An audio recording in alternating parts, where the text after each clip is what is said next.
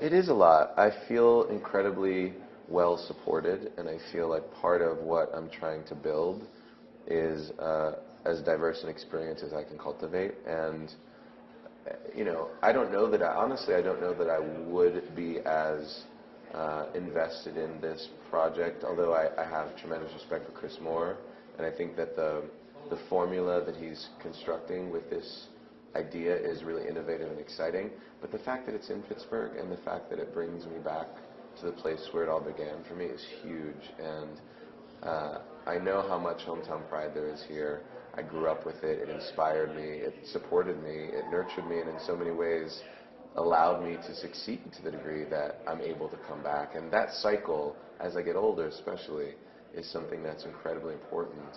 And I don't see it as more stress. I see it as more opportunity.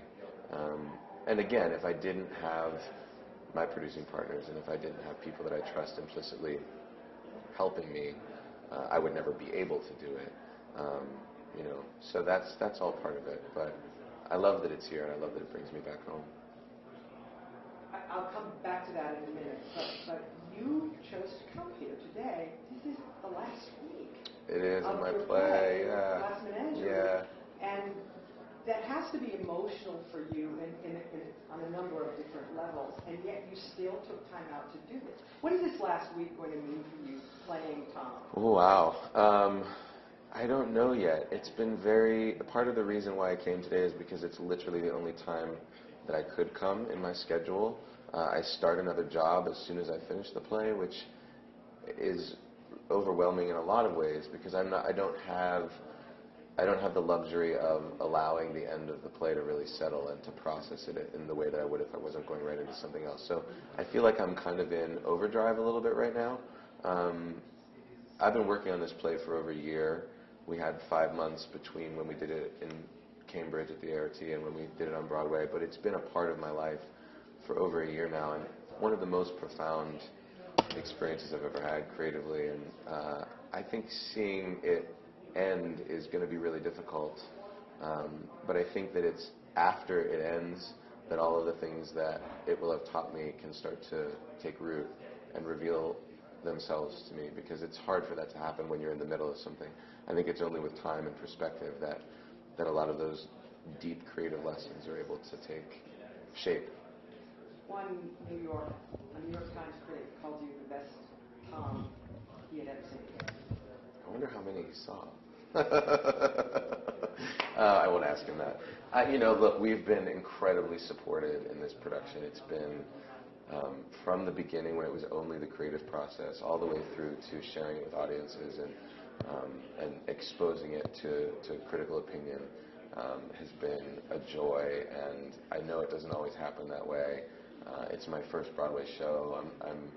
I'm overwhelmed with gratitude at how the experience has evolved, and it will be hard to leave it, but I know that it will never leave me. So I feel like that's what I have to lean into now. You are so gifted, and you also seem to be either so lucky or you're just so gifted that you keep getting things.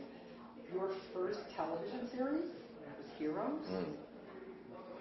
Critically and commercially a success its first year. Your first movie was Star Trek. Right. The Glass Menagerie. This is your first Broadway play. Yeah.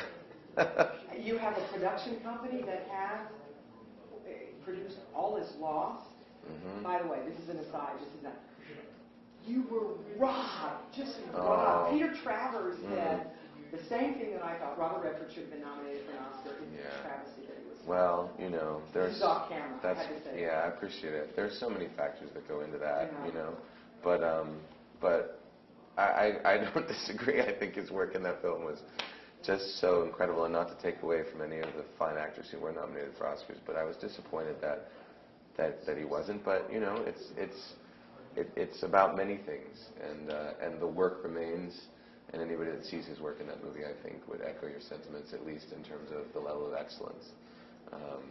But going back to all the firsts, and you're still so young, did you ever struggle Did you know Oh it was yeah. going to be this easy? Well, sure. I mean, I no, and it wasn't by many measures that easy. I mean, I worked in LA as a waiter for years and cobbled together careers as an actor, doing guest stars here and there. And Heroes was my first, series regular role on a huge hit. But I spent a season on 24 and did guest stars on CSI and a bunch of different shows, 6 Feet Under and Joan of Arcadia. I mean, I spent a lot of years in LA, wondering if this level would ever present itself to me, which is part of the reason why I think I didn't squander it, because it didn't happen to me right away. I mean, Heroes, I was in my late 20s, and when I made the first Star Trek movie, I was 30.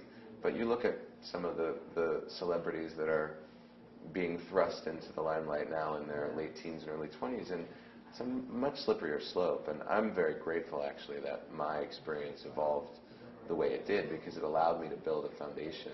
But you seem so smart about it, because then you took this before you really were seasoned and decided to start this production. Well, that's true. I had no idea what I was doing, and I realized that I wanted to do something.